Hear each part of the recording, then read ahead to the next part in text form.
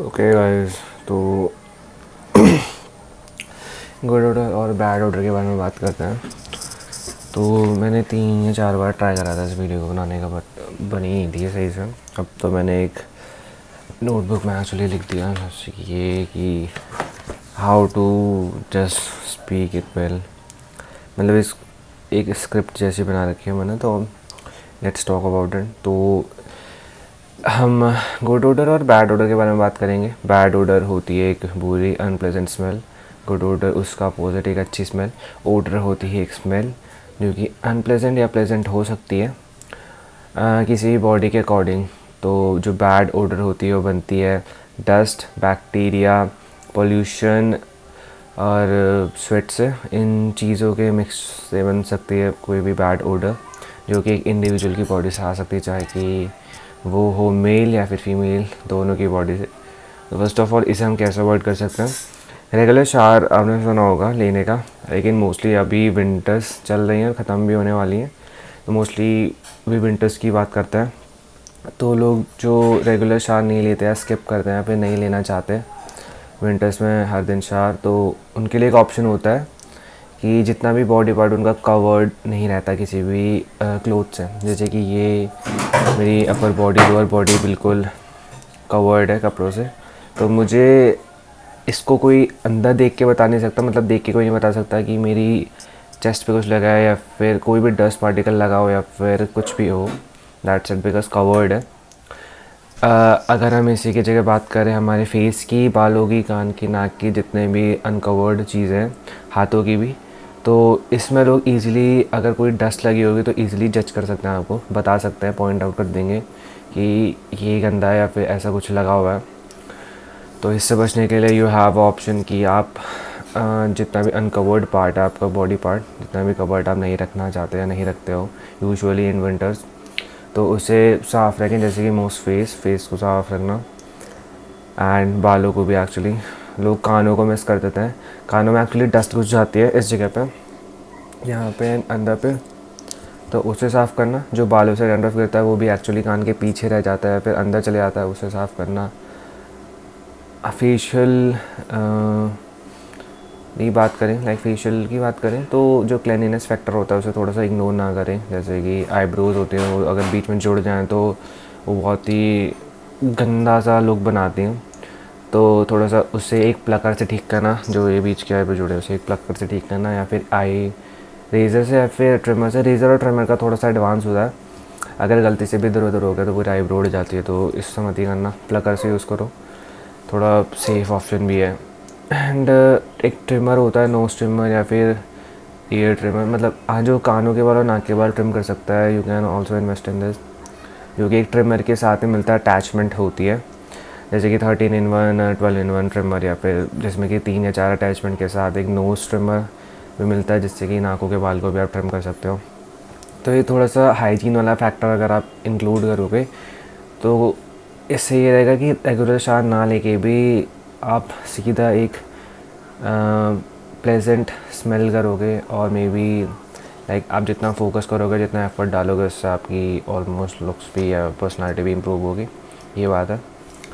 That's it. इसके बात करते हैं ग्रूमिंग की बात।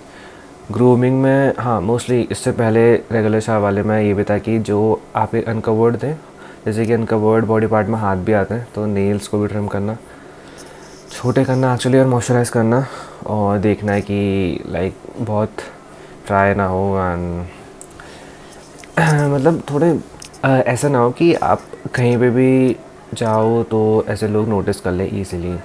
तो जस्ट बी कॉशियस और be careful of it. Moisturiser या फिर प्रोटेक्टिवनेस को बढ़ाने के लिए एक डाइट का फैक्टर भी होता है, जिसे हम इंक्लूड कर सकते हैं।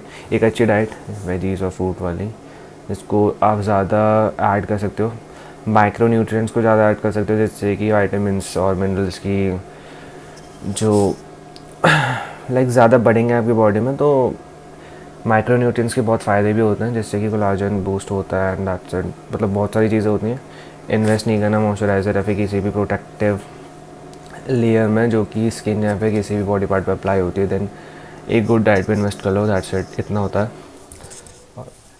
एंड इसके बाद बात करें हम ग्रूमिंग की, तो पहला जिसकी बियर्ड आती है वो ट्रिम करे उसे, ये आपने सुना ही होगा। एंड ट्रिम करते टाइम लोग ऐसे करते हैं कि जो जॉ लाइन होती है, जॉ लाइन के एकदम ही एज पे लेके काट लेते हैं उसे, मतलब पूरी ऐसा लगता है कि बियर्ड उन्होंने चिपका रखी है, जिससे कि बहुत ओवल फेस लगता है, गोल मटोल फेस लगता है। तो ऐसे बार्बर को ना करने दें, फिर खुद करता है तो ऐसा जस्ट अवॉइडेड। एक बियर्ड की length I guess Adam apple तक रहनी चाहिए, इसके ऊपर रहेगी तब भी ठीक है, इतना भी ठीक है एडम एप्पल के थोड़ा सा ऊपर, लेकिन अगर यहाँ तक पहुँच गई तो वो बहुत ओवल सी शेप देता है, बहुत राउंड फेस लगता है फिर। तो इसको देखना अगर बियर्ड है तो, नहीं है तो सबसे अच्छी बात, बिकॉज इतना कुछ करना नहीं पड़ेगा। अगर ना आपकी पैची बियर्ड है then safe option clean shave. Clean shave नहीं रखनी, सोसाइटी के कमेंट्स से बचना है, तो एक काम कर सकते हैं कि लाइक धीरे धीरे थोड़े थोड़े बाल हटा के एंड एक टाइम पे ऐसा करना है कि पूरे ही क्लीन शेव हो जाना। तो ऐसा कोई एकदम ये भी नहीं बोलेगा कि पैची बियर्ड थी, थोड़ी सी बियर्ड थी वो भी हटा दी, तो ऐसे कोई कमेंट्स भी फेस नहीं करने पड़ेंगे और थोड़ा सा कॉमन लुक भी हो जाएगा। तो give it a try if you want to. और इन सब में सबसे अच्छी लुक एक ये भी होती है स्टबल रखने की। स्टबल वो थोड़ी लाइट फेड वाली, जो कि जब शेव करने के बाद छोटे छोटे हेयर्स आते हैं, जब वो बड़े हो रहे होते हैं और पूरे फेस पे आते हैं। और स्टबल उसकी अच्छी लगती है जिसकी जो बियर्ड आती है, मतलब पूरी आती है, पूरी फेस पे आती है, ऐसा नहीं कि कहीं कहीं पे छूट रही है, वो भी स्टबल में नहीं आती है। अगर यहाँ पे आ रही है, यहाँ बीच में छूट रही है, ये भी एक पैची बियर्ड का ही साइन हुआ। पूरी स्टबल आते हैं देन ग्रो इट, उसे थोड़ा सा मेंटेन करो, उसे मेंटेन करना भी ईजी होता है, एक ट्रिमर करना पड़ता है, बस दैट्स इट, इतना रहता है। इसके बाद बात करते हैं एक अच्छी डाइट की। एक अच्छी डाइट में इंक्लूड कर सकते हैं हम वेजीज, फ्रूट, वही सेम बात। एंड मोस्टली लोग विंटर्स में एक्सरसाइज स्किप कर देते हैं अगर वो फास्ट फूड भी खाते हैं। तो एक्सरसाइज का फैक्टर ये होता है कि एक ही चीज़ या फिर कोई प्रोसेस्ड फूड खाते खाते हमारी बॉडी से भी वैसी स्मेल आने लग जाती है। और जो जितने भी प्रोसेस्ड फूड हम खाते हैं लाइक वो किसी भी स्किन सेल के थ्रू लाइक थोड़ी बहुत बैक्टीरिया है फिर बाहर आता ही है, एक्चुअली ये होता है। लाइक ऐसा मान लो कि आपने कुछ फ्रूट्स कंज्यूम करे तो आपकी बॉडी थोड़ी अलग स्मेल करेगी, एंड प्रोसेस्ड फूड कंज्यूम करा, फास्ट फूड कंज्यूम करा तो थोड़ी अलग लगेगी, और आपकी बॉडी भी थोड़ी वैसी ही रिएक्ट करती है। फ्रूट्स खाने के बाद थोड़ी आपकी बॉडी जो होगी प्रोडक्टिव हो जाएगी। वेदर अगर आपने कोई प्रोसेस्ड फूड खाया, छोले भटूरे, छोले कुलचे खा लिए, देन थोड़ी अनप्रोडक्टिव काम करेगी। ऐसा नहीं you have to stop eating बाहर का, बट थोड़ा मिनिमल अमाउंट में खाना, थोड़ा सा डाइट बैलेंस करके चलना। अगर कल बाहर का खाया देन आज घर का खाना, दैट्स इट, ये दिमाग में रखना। Drink plenty of water. मैं इतना ऑफर नहीं पीता, मैं तब पीता हूँ जब मुझे प्यास लगती है, और मोस्टली जब मुझे लगता है कि मैं कम पी रहा हूँ देन मैं थोड़ा सा ऐड करता हूँ। ऐसे पानी पीते पीते रहना देन वॉशरूम जाना, इसे थोड़ा सा अवॉइड करना, बिकॉज मोस्टली लोग ये बात करते हैं कि 3 से 4 लीटर पानी पीना चाहिए। आई फील अगर आप एक्सरसाइज कर रहे हो देन इट इज़ ओके, नहीं कर रहे हो देन खुद को देखो एंड खुद की बॉडी को ऑब्जर्व करो कि वो कम पानी में कैसे सस्टेन कर रही है, ड्राइनेस हो रही है नहीं हो रही है, चक्कर आना है देन तो पानी पियो, चक्कर नहीं आते देन अच्छे से बॉडी काम कर रही है। बैठे बैठे अगर आप 4 लीटर पानी पी जाओगे देन यू ऑल नो कि बार बार वॉशरूम जाना पड़ेगा। तो इससे बचने के लिए थिंक अबाउट इट, और खुद की बॉडी के अकॉर्डिंग ही एक प्लान ऐसा बनाओ जिसमें डाइट भी अच्छी हो, पानी का इंटेक भी अच्छा हो, और थोड़ी बहुत चीज़ें जो आप खुद इंक्लूड करना चाहो। इसके बाद हमारा आता है परफ्यूम का।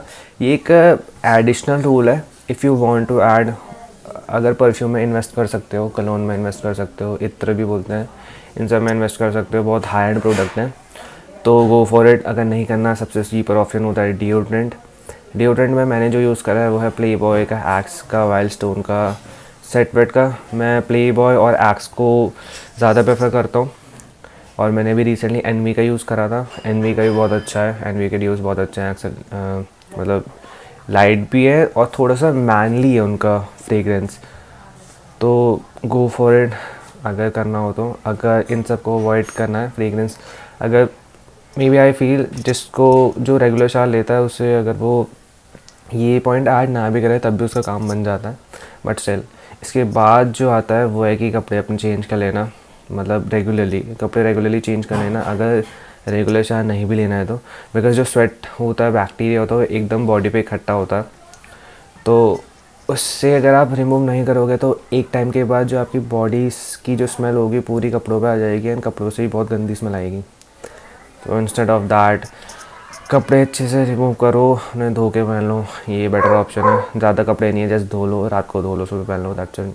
धूप नहीं आती देन आई विल फील जो अंदर के कपड़े होते हैं जैसे कि थर्मल्स होते हैं, चलो उन्हें चेंज कर लो अगर बाहर के नहीं कर सकते हर दिन, बिकॉज सर्दियों में धूप नहीं आती उतनी, तो लोगों का प्रॉब्लम ही होगा कि कपड़े नहीं सूखते इतने, अगर बिकॉज इतने कपड़े ही नहीं हैं। तो हाँ, जस्ट थर्मल्स चेंज कर लो, या फिर थर्मल्स इतने नहीं है देन अंदर से कोई टी शर्ट पहनो, टी शर्ट को चेंज करते रहो, दैट्स इट। बिकॉज लेयरिंग की वजह से हम विंटर्स में बहुत अच्छा लाइक एक प्लस पॉइंट हो जाता है लेयरिंग की वजह से, तो इसको आप अप्लाई कर सकते हो। And these are all the points. Well, मैंने एक वीडियो और सोच रखी है इसके बारे में, हेयर्स के बारे में, देन उसे भी एक बार चेक कर लेना। वो जस्ट हेयर और बियर्ड के बारे में कि कैसे बियर्ड, एक अच्छी बियर्ड चाहे कैसे भी हो, पैची भी इंक्लूड कर रहा हूँ मैं, वो कैसे भी हो, अगर वो एक अच्छे हेयर स्टाइल के साथ जाते हैं देन वो एक परफेक्ट कॉम्बो कैसे बना सकती है और कैसे आपका लुक चेंज हो सकता है। So do give it a try if you have time. That's it, bye bye, thank you.